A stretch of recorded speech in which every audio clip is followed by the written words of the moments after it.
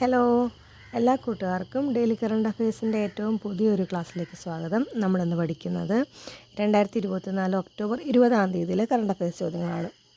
ഒന്നാമത്തെ ചോദ്യം, 2023 ദേശീയ ജല പുരസ്കാരങ്ങളിൽ മികച്ച സംസ്ഥാനമായി തിരഞ്ഞെടുക്കപ്പെട്ടത് ഒഡീഷയാണ്. 2023 ദേശീയ ജല പുരസ്കാരങ്ങളിൽ മികച്ച സംസ്ഥാനമായി തിരഞ്ഞെടുക്കപ്പെട്ടത് ഒഡീഷയാണ്.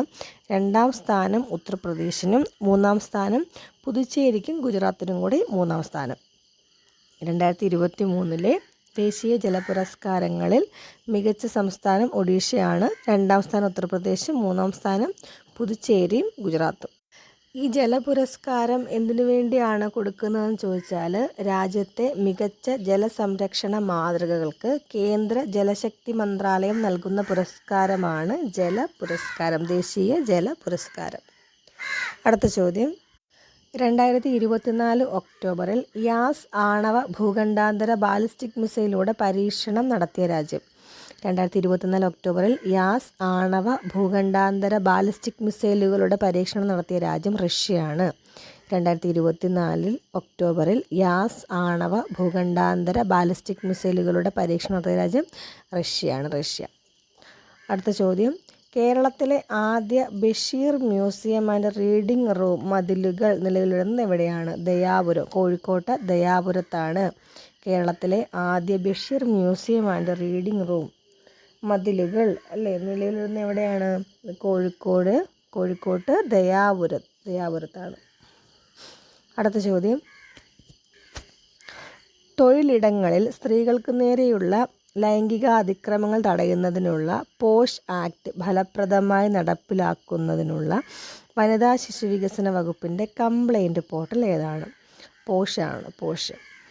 തൊഴിലിടങ്ങളിൽ സ്ത്രീകൾക്ക് നേരെയുള്ള ലൈംഗിക അതിക്രമങ്ങൾ തടയുന്നതിനുള്ള പോഷ് ആക്ട് ഫലപ്രദമായി നടപ്പിലാക്കുന്നതിനുള്ള വനിതാ ശിശു വികസന വകുപ്പിൻ്റെ കംപ്ലൈൻറ്റ് പോർട്ടലാണ് ഇത് പോഷ് എന്ന് പറയുന്നത്.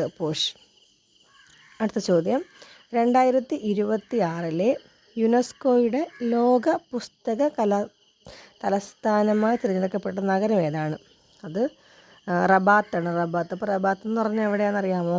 അത് മൊറോക്കോയുടെ തലസ്ഥാനമാണ് റബാത്ത്. 2026 യുനെസ്കോയുടെ ലോക പുസ്തക തലസ്ഥാനമായി തിരഞ്ഞെടുക്കപ്പെട്ടത് എവിടെയാണ്? അത് റബാത്താണ്.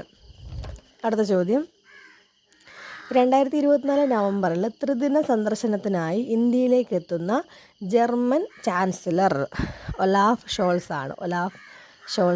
2024 നവംബറിൽ ത്രിദിന സന്ദർശനത്തിനായിട്ട് ഇന്ത്യയിലേക്ക് എത്തുന്ന ജർമ്മൻ ചാൻസലർ. അടുത്ത ചോദ്യം, ഇന്ത്യ, ഓസ്ട്രേലിയ, ജപ്പാൻ, അമേരിക്ക തുടങ്ങിയ ക്വാഡ് ഗ്രൂപ്പ് രാജ്യങ്ങളുടെ എക്സൈസ് മലബാർ നാവികാഭ്യാസ പര്യടനം 2024 വേദിയായത് എവിടെയാണ്? Visakhapatnam. India, Australia, Japan, America തുടങ്ങിയ ക്വാഡ് ഗ്രൂപ്പ് രാജ്യങ്ങളുടെ എക്സൈസ് മലബാർ നാവികാഭ്യാസ പര്യടനം നടക്കുന്നത് എവിടെയാണ്? വിശാഖപട്ടണമാണ്. അടുത്ത ചോദ്യം, വിദ്യാർത്ഥികളുടെ ഹിന്ദി ഭാഷ പ്രാവീണ്യം ഉയർത്തുന്നതിനായിട്ട് കൈറ്റ് തയ്യാറാക്കിയ പ്ലാറ്റ്ഫോം ഏതാണ്? E cube Hindi language lab.